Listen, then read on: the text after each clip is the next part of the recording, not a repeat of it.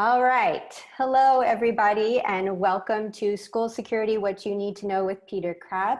I'm so happy to have you all here, and thank you again for being so flexible. I know we got a bit off of our time with the TED Talk session, but hopefully it was well worth it with all the good conversations and discussions we were having. So without further ado, I will kick it off.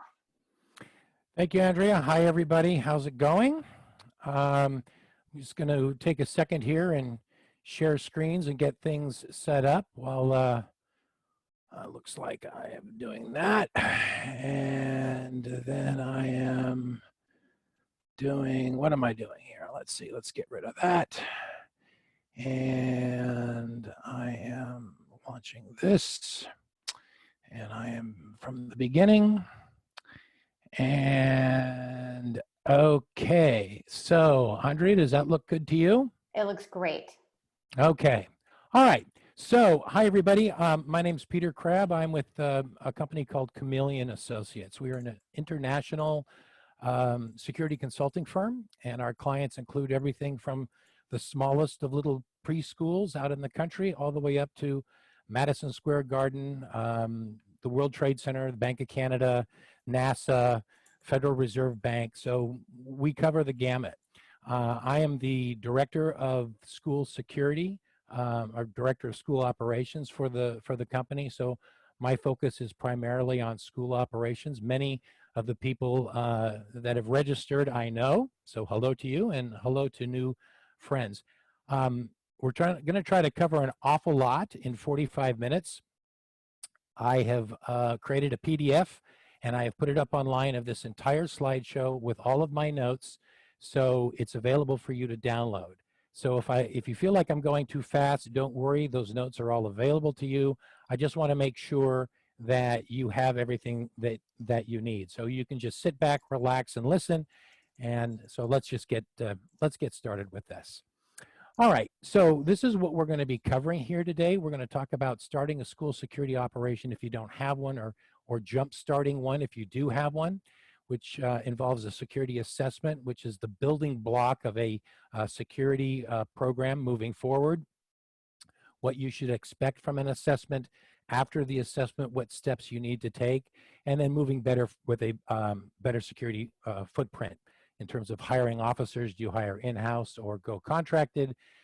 Armed versus unarmed officer question training. And then finally, I want to explain to you the Israeli model, which is a really great proactive stance of security, which should be the benchmark for all schools.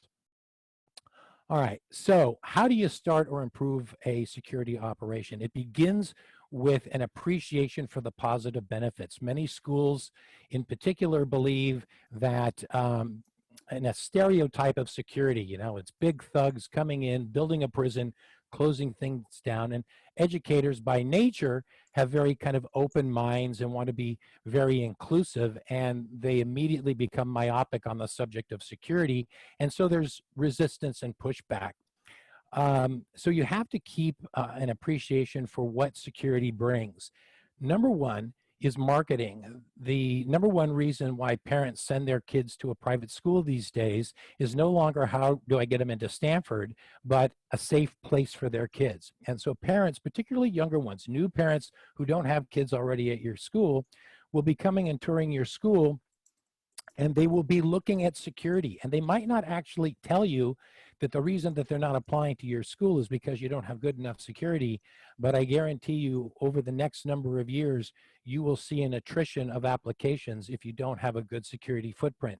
Your admissions people need a better answer to the question, what are you doing about security, than nothing's ever happened here before. So it becomes a marketing point. Secondly, accreditation. When the accreditation teams come to your school, safety and security is one of the areas that they grade you. So you have to have a solid security footprint to help that score. But more importantly, you have to sell it to your community as it being inclusive. It's an opportunity. One of the things that all of your school community has in common is safety and security. So it's the athletic department joining with cafeteria and maintenance people and teachers and front office and administration and board members and parents, it can be something that brings you all together. Getting everybody on the same page is a good, solid security system that is inclusive. So it becomes a unifying factor. The other thing that I hear a lot about is the fear that it's going to make private school look elitist and it's going to separate them from their community. And that's really not true. It's actually outreaching. It's quite the opposite. If you have security officers out on the perimeter of your property, think of them as that big friendly New York City doorman, you know, hey, Mr. Smith, hey, Mr. Jones, hey, how's Muffy doing today? She's looking great. You know, those security officers can be the face of your school. They can get to know the joggers and the dog walkers and, you know, the crazy old lady who lives down the street. And it can actually be a connection to your community that pulls them all together. Plus, if they do that, those individuals become security data points for you. They will actually come up and they will tell your friendly guard, hey, you know what? I saw a guy here last night and he was snooping around. So it becomes a very positive, inclusive thing. One of the things you have to remember is that the word security means freedom from threat or danger. So security by its very nature is a very positive thing. It's not big mean people. It's not turning your school into a prison, and it's not a loss of innocence. So that's how you begin, by selling your community head of school board with the idea that you really need security. So keep it positive. As one head of school told me, children who feel safe learn better. Teachers who feel safe teach better. Kids listen to radio, they listen to TV. There is a sense of anxiety for what's going on in the world. If they feel safe in their school environment, they will have a happier experience. What I have found with school security is that prior to 9/11, particularly prior to Sandy Hook, there was an indifference. You know, nothing ever happens here. You know, we don't really need it, that sort of thing. We don't want indifference. After Marjorie Stoneman Douglas High School happened, there was complete panic. It was like a dam burst. Neither of these two mental qualities are the qualities that you want to move forward with a security program. What you want is awareness. You want clear, calm, logical choices and understanding that make your school better. That's what we want. That's the mental attitude. Okay, so the assessment is the first step. And what is it? It's kind of a roadmap to the future. It should be a living document that not only tells you, not only a snapshot, but sort of tells you where you should be going for the next 10 years. You're going to have recommendations in the assessment that is going to require maybe a lot of funding and a lot of changes. So think of it as a roadmap to the future, not just a snapshot of what's happening on this particular day. You'll need an assessment if you are applying for grants. There's a lot of money out there from Homeland Security, the federal, and from the state level. And if you want to apply for these things, you have to have an assessment. Which brings you to the question, who do you hire for it? How do you get one? And my main suggestion to you is talk to your fellow business officers. The people in your organization that we're meeting here with today have had assessments done. They know who the good people are. They know who the people are who are flakes. And they should really be able to help you out. So don't be afraid to go on the network and ask that question. I will say that there are huge differences between security consultants and law enforcement officers. A lot of people will go to the local police and they'll say, oh, you know what? Our police department will give us an assessment for free. And that's great if all you're looking for is a signature on an application form for a federal grant. You know, by all means do that. One of the problems with having a police officer or a consultant who's a former police officer is that they approach your property with a very much a law enforcement kind of attitude. They look at your property and they say, this is how I want the property set up if SWAT has to arrive. So instead of bringing security into your culture, they're asking your culture to come into their culture. So that's something you really have to be careful about. You want to hire somebody to do an assessment who's going to consider who you are. This is your home, you know, and the chances are that SWAT is never going to have to show up at your school. So you shouldn't have to change your entire school to fit somebody else's view. The other thing is with consultants that you have to watch out for is hire a consultant that doesn't have any dog in the fight. Some consultants have sold their companies to larger camera, fencing, guard companies. So don't be surprised if you hire these guys and their recommendations for you are, you know what, you need cameras and fencing and guards. So find a consultant that is your advocate, who's on your side. It's almost like hiring your own attorney. So no dog in the fight. Okay, so what an assessment should cover. It needs to be more than doors and locks and fences and access control points. It should really start with people. A consultant needs to come in and spend an entire day meeting with stakeholders from across the entire property. They need to meet with parents, teachers, front office people, maintenance people, coaches, even students I've met with at some schools. Because what you want is you want to see many different lenses of the property and you want to talk to them privately. A teacher will express to the consultant fears and concerns about the property that they won't express to the head of school, for example.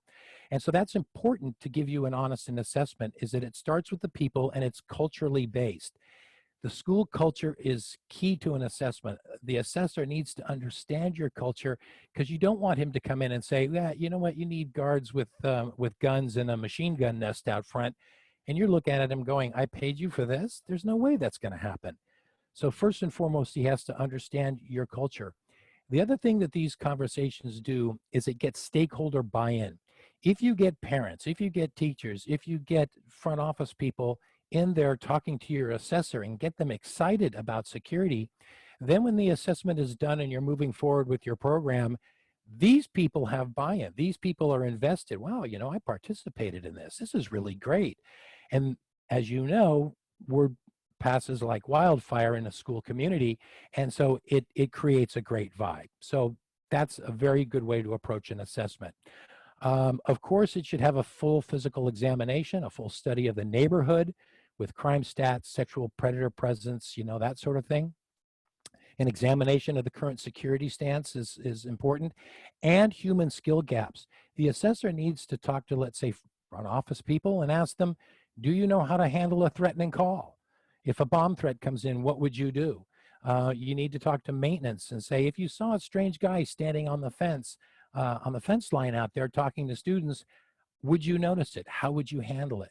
So the assessor needs to understand where you guys are in terms of security awareness. So the end result of the assessment is that it has to be holistic, cultural considerations, physical upgrades, software and technology like visitor software, some software for buses, emergency communication software. Of course, staffing, you know, what is your security team like? Do you need a security team? Community skill gap training. SOP design, also very important. You want to look at the standard operating procedures. So many times I go to a school and their standard operating procedures are show up at 7 and unlock this door. At 8:30, put this orange cone out front. It needs to be more professional than that. It needs to be more proactive than that. You need to get into threat analysis in the SOP design.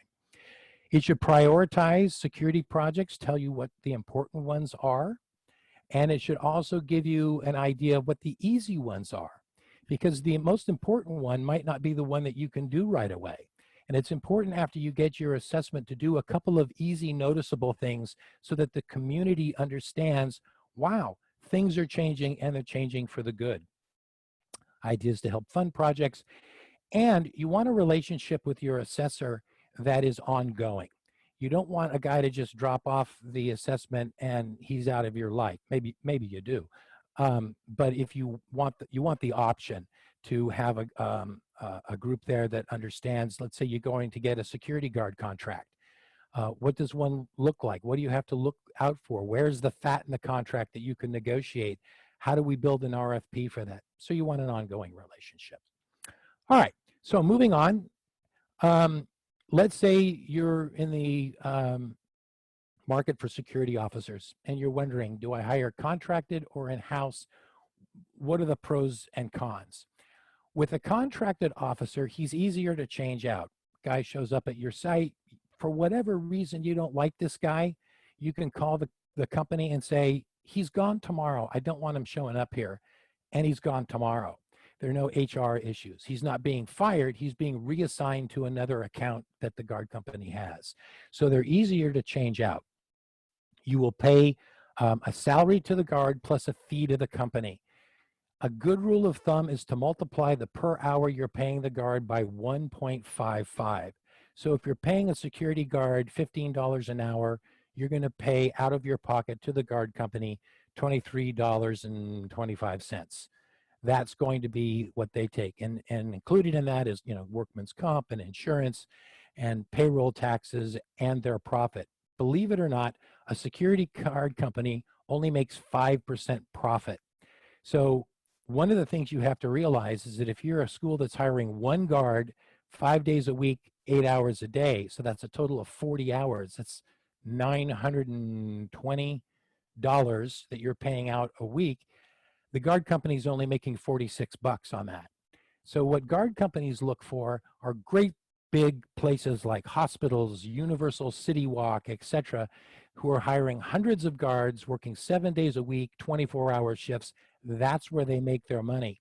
So sometimes schools with small guard staffs get treated like small accounts because to them they are. But that doesn't mean that they don't want to work with you. And the contracts are negotiable, so don't be afraid to ask them for things. The key, and I can't stress this strongly enough, the key to hiring a guard company is the account manager. Pretty much all of the guard companies pull from the same pool of talent. You're going to see the same people across all the guard companies. Where you really find a difference is with your account manager. If you find somebody you have a good relationship with, who responds to your calls, who jumps on problems right away, that's worth its weight in gold with guard companies. So they all draw from the same pool. With in-house guards, they tend to be more part of your family. They tend to stay longer. They're employees of you. You have really committed to them. It's the difference between being engaged to somebody and calling an escort service, kind of. It's that feeling of I am a member of this community, and that's huge in security. I have schools that I work with where the guards who are there were there when the current parents were students. So the parents see the same faces all the time. And from a marketing point of view, that is huge. One of the biggest complaints we hear is, how do I keep my contracted guards around? The parents are complaining that every time they show up, there's a different guard. That can really be a problem. So in-house guards do tend to stay longer. But you run into those HR problems. What if you have a problem with with an in-house guard and you want to remove them? One of the things that you can do, some of the schools that I work with do, is that they have in-house guards, but if they have a new position, they hire that new position from a contracted guard company and get to know that particular guard for 6 months. And then if they really like them, then they offer them a full-time position. They basically buy them out. So that is a way that you can do it. If you do have in-house guards only, you're going to need to consider where you find more officers in staff-up situations. So if you have graduation or prom or football games and you need more guards, where are you going to get them if you only have an in-house staff? So it's always going to be advantageous to you to develop some kind of relationship with a local contracted guard company that you can augment your guards, or you can always do that with off-duty police officers as well. Okay, so let's talk about the financials with security officers for a minute. You have to consider with in-house guards employee benefits.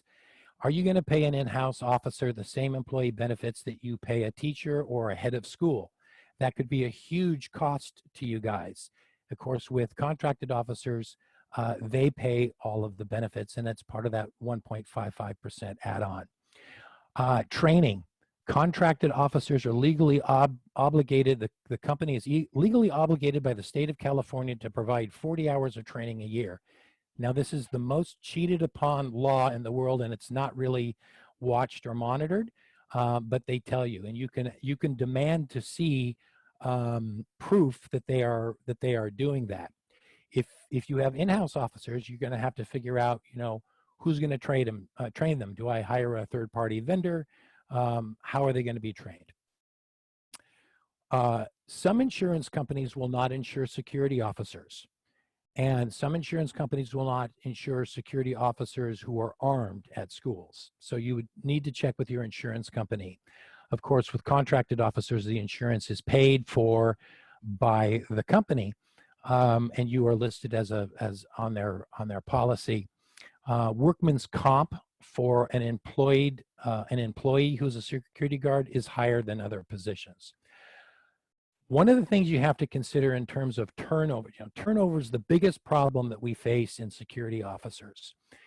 Low pay and low hours equals turnover, and that's just a fact. I get people all the time saying, how do I keep my guards? You got to pay them more. You got to make sure that they have more hours.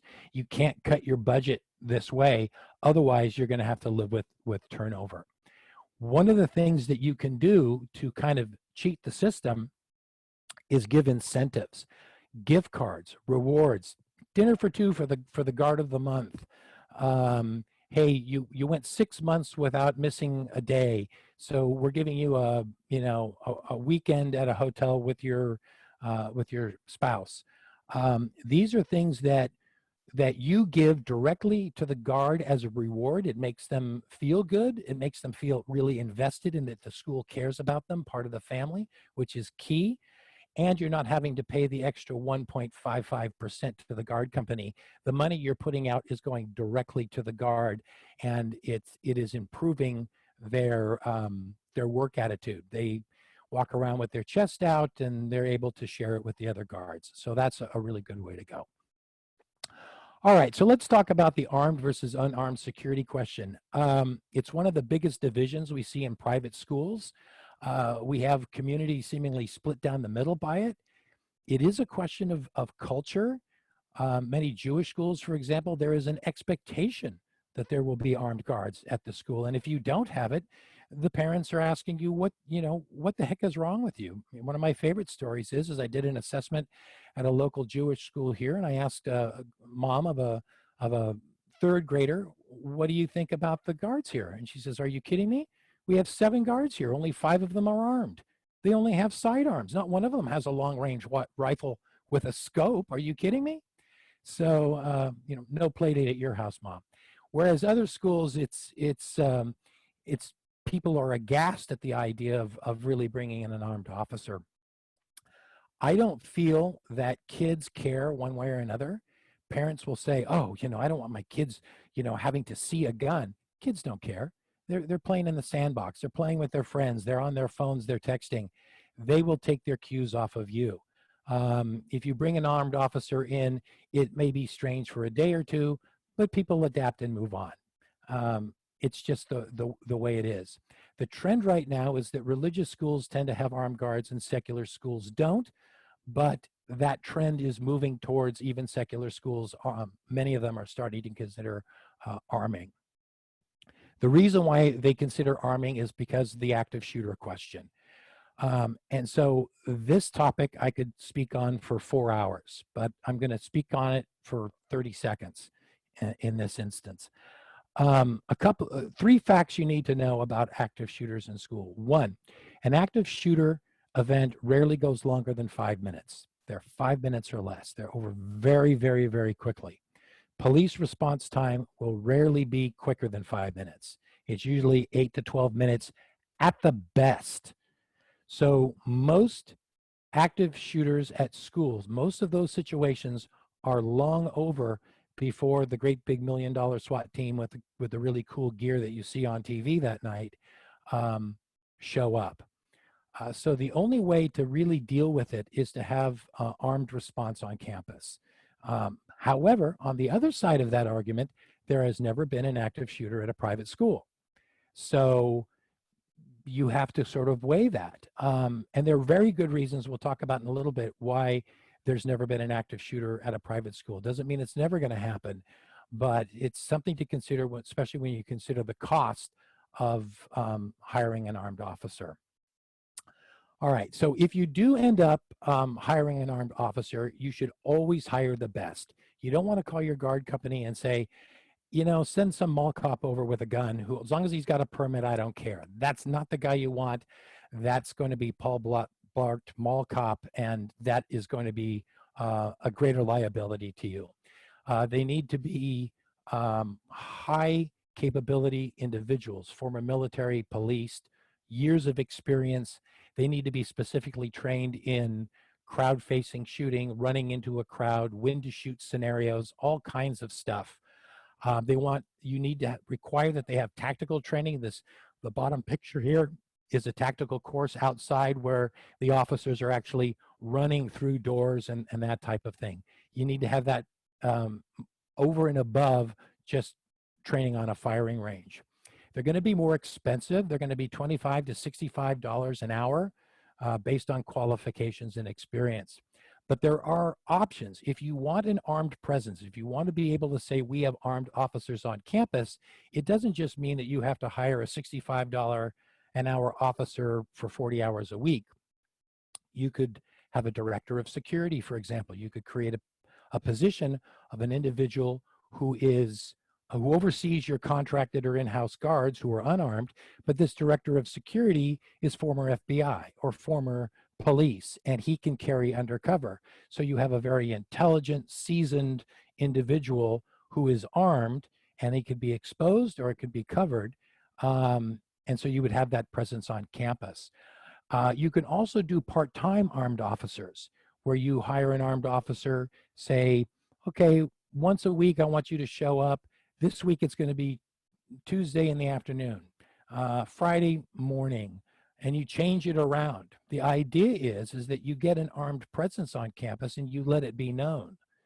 Then the adversary realizes, oh, that school has armed presence and I don't know when the armed officer is going to be there, so I can't plan my attack.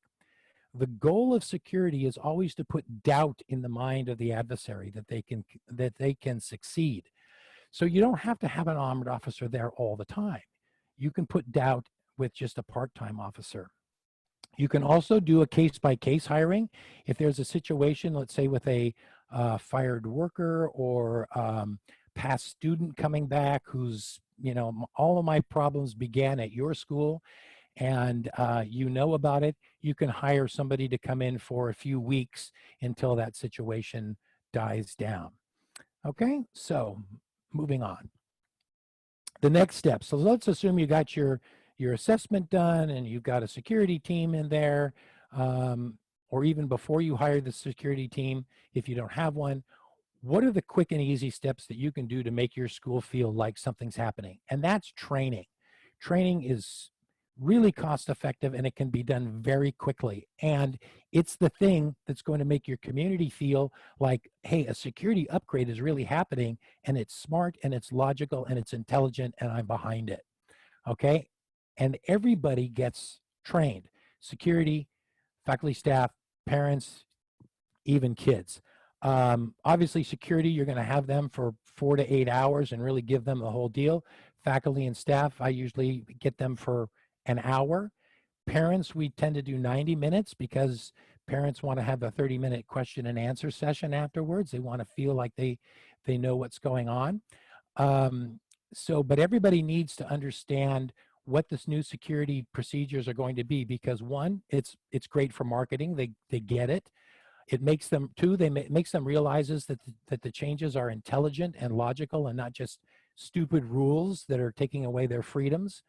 And three, they will be more willing to follow the rules as it proves to be best for their kids, logical and smart. So one of the things that's that you find out in training is that most school threats are insider threats, okay, except for maybe at the religious schools, where there might be an individual who is particularly against a certain religion and wants to come and do damage from the outside.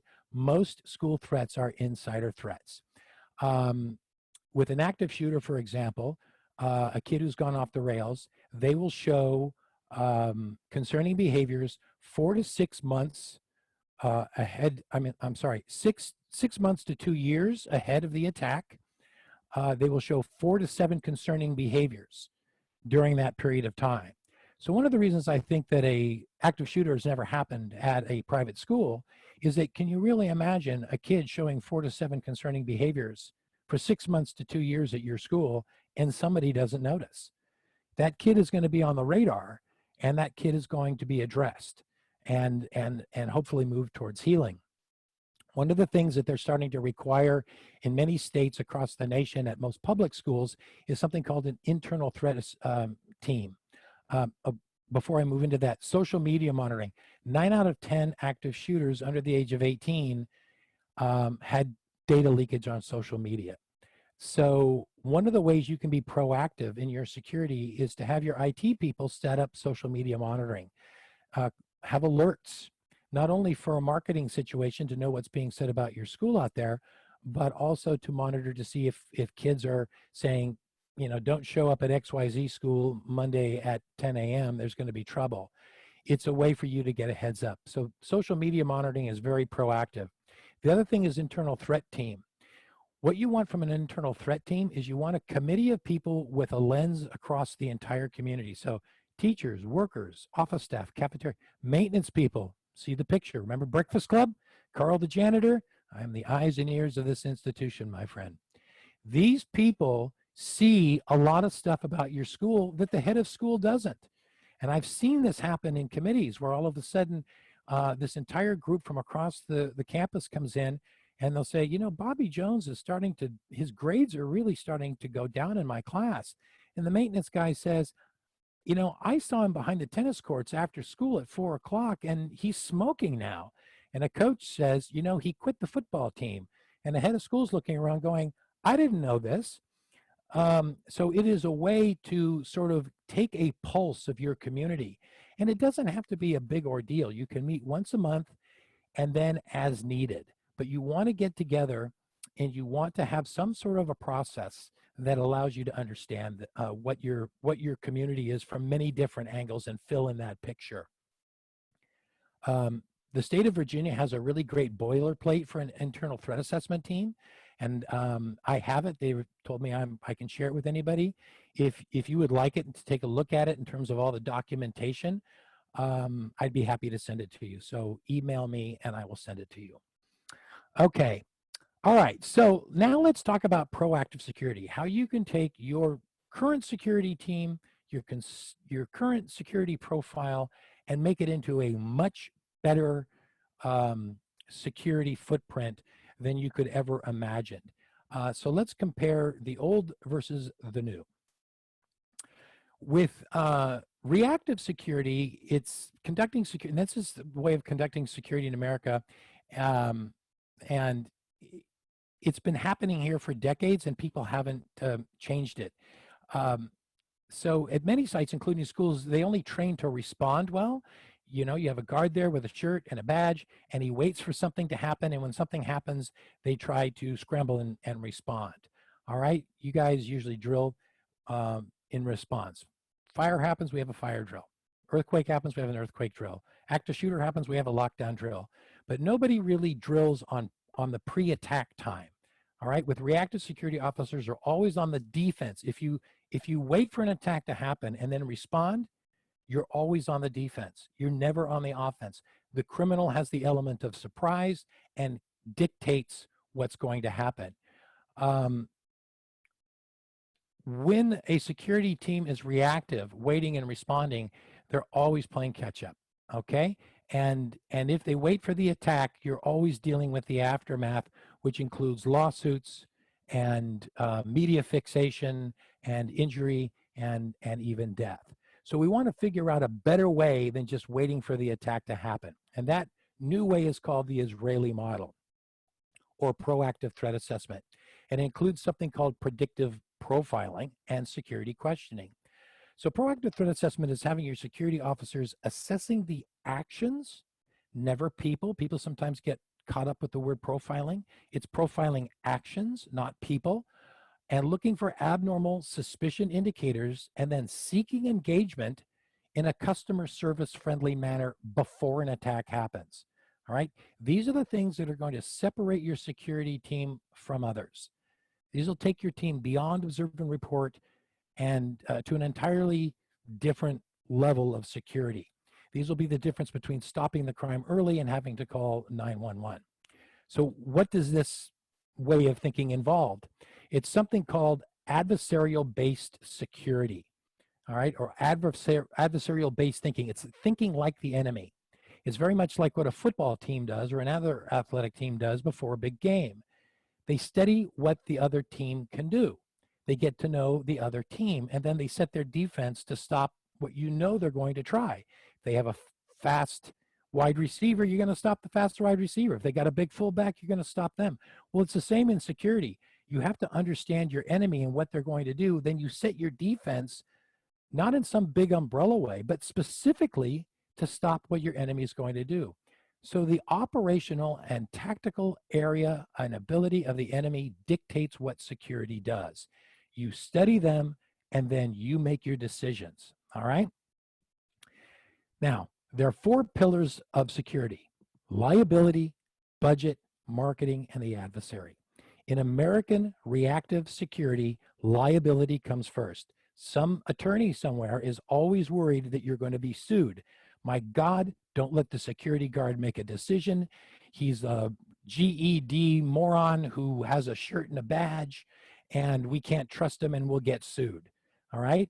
And then budget comes in. Hey, we only have this, and that's what we've got. Too bad, so sad.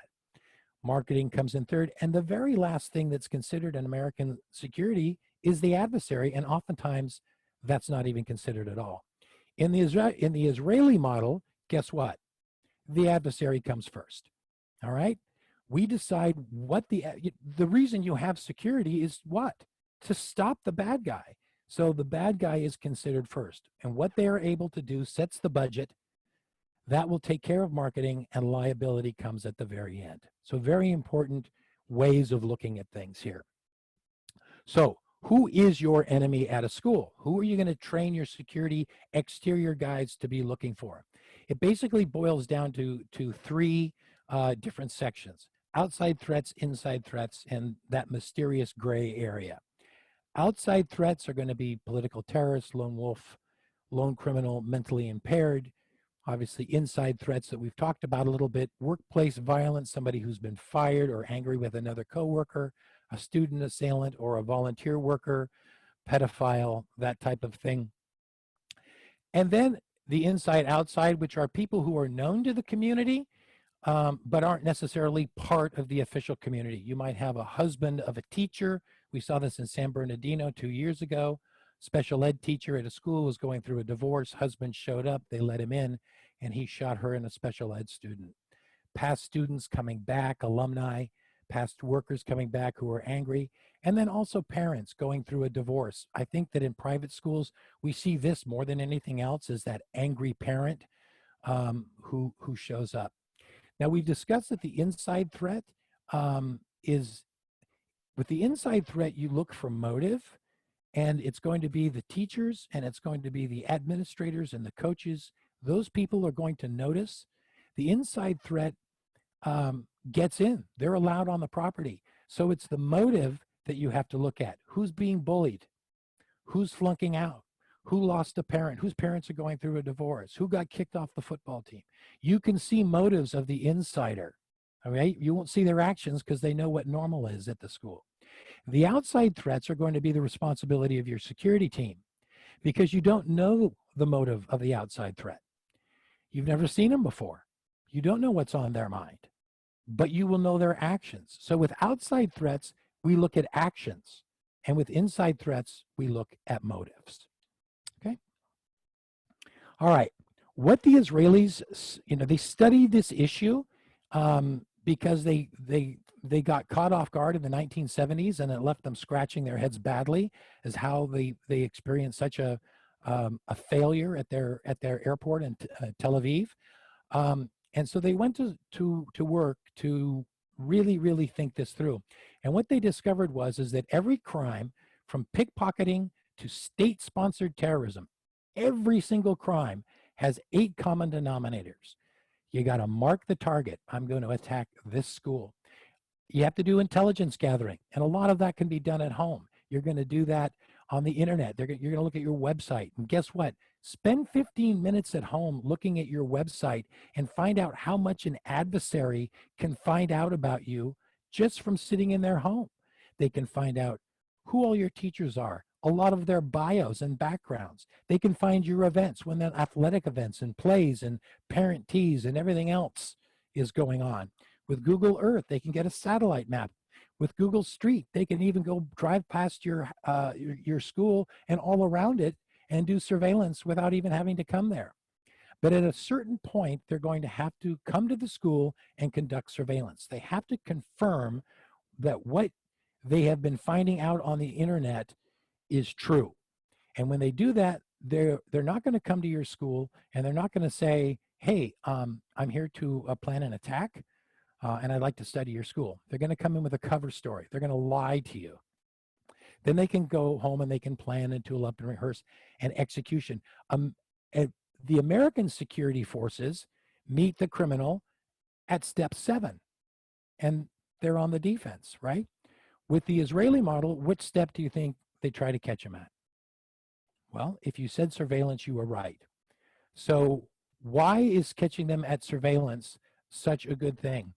They're at the target. They're not prepared to attack. They want to get in and out without detection. They'll be using a cover story. They don't want to be engaged. They can't prepare for what you're going to ask them. So if we can train our security to detect pre-attack and engage pre-attack, what do you think the adversary is going to do at step 3? If we not only see them and we actually go up and talk to them, they're going to go, nah, my cover's blown. Not only did they see me, they spoke to me. And this can be done in a very customer service way, by the way, very friendly. But you've put doubt in the mind of the adversary, and that's the goal of proactive security. Okay, so how it's done is basically looking for abnormal activity plus association with a known criminal method of operation, like surveillance, equals suspicion. That's the equation. So suspicion must be engaged. You actually have to engage them. If you just look at them from afar, doesn't work.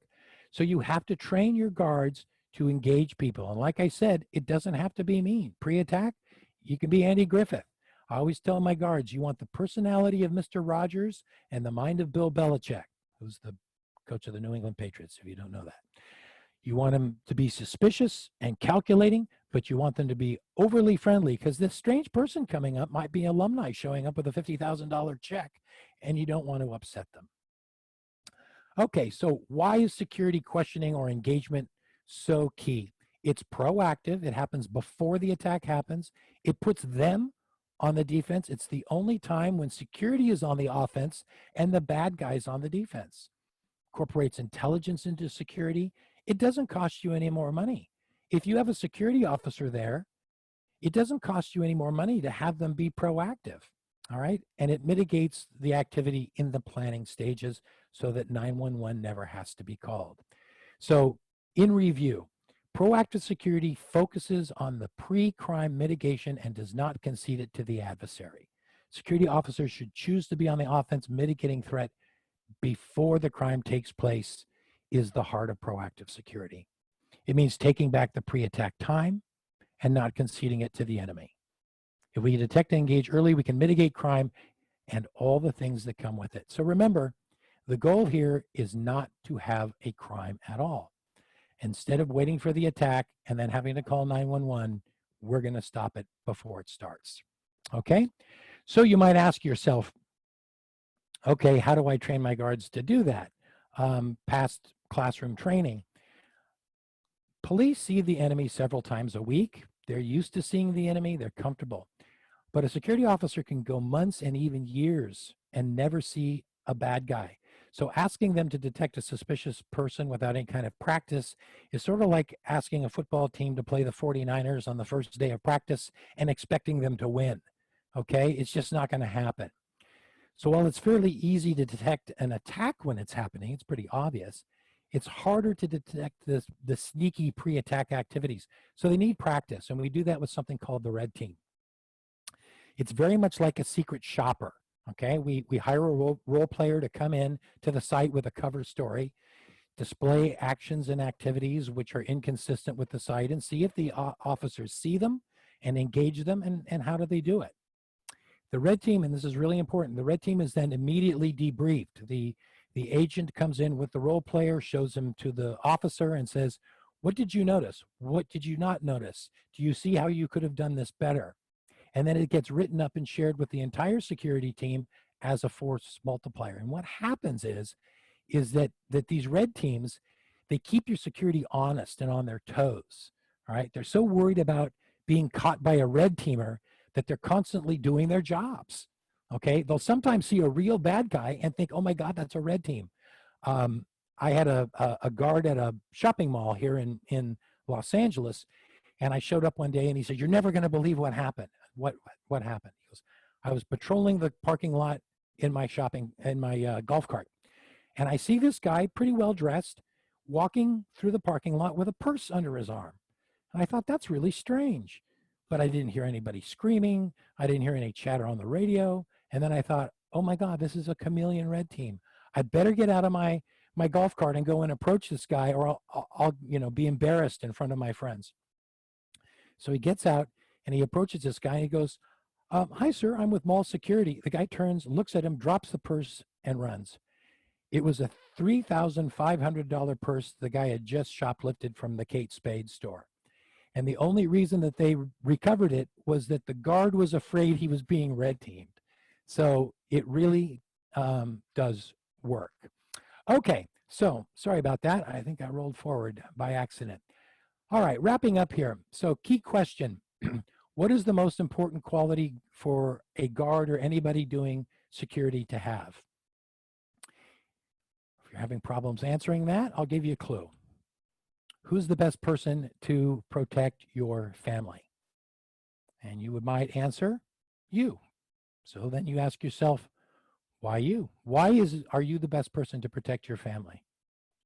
Because you what? You love them. You care for them. All right? So we tend to be threat-oriented and not risk-oriented when it comes to things that we own and love. So the goal of administration and the school is to get your security guards to be invested in you. You will never pay them enough money to take a bullet for you if they don't like you, all right? They can't be treated like dogs in the yard. You have to include them. You have to make them part of the community.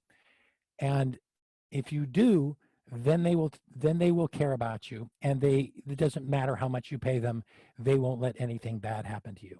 Okay, I see that we're at 47 minutes, so I'm going to let you download the review here. It's in the PDF, and we will get to any questions that you may have right now. Okay, so let me, Andrea, do you want to take the screen back? Do I need to release this to you? We can leave it just like that, which might be better because then they can see your contact information. So a few minutes ago, I just let everyone know, please use the chat feature if you have any questions. This would be the time. Oh, there were no questions up there? No questions, not yet. So again, if you have any questions or comments. While you're thinking of some questions, I will roll back here and do the review. And if you have anything, just feel free to jump in, Andrea, and stop me. Okay. Will do. Okay. So if you haven't done so, get an assessment, know your adversary and how they operate, create doubt in the mind of the adversary, detect them in the planning stages, and disrupt the easy path through engagement. You're going to achieve these goals primarily through human-based efforts. You know, a lot of times we go into a school, they want to buy an answer to their security problems, but it's really a human-based effort that's going to be the primary thing. Get everybody in the community on board, get them on the same page with security awareness, and practice with red teams. So the proactive security process for your security team is establish what's normal in your operating environment, detect anything that deviates from that norm, determine what the AMO, it says AMQ there, I think, but it should be AMO, which is the adversary's method of operation. Determine what suspicion indicators might be connected with that, and attempt to refute those suspicion indicators with engagement, security questioning. And then you make a determination of threat, no threat, and deploy against the threat. So that's the review. Did anybody chime up with questions? No questions. Wow. I know, you must have done a fantastic, very all-encompassing job. Okay. All right. Well, if there are no questions, then I would like to thank Peter for his presentation and being a part of our conference today. We really, truly appreciate it. And the next session coming up is the general session and the last session of our entire conference. And it's New Laws Impacting California Independent Schools with Michael Blatcher and Donna Williamson from LCW. And that will kick off in about 10 minutes or so. So you have a little bit of a break if you'd like. And I just want to thank everyone for coming to the session today. And thank you so much. Thank you, guys.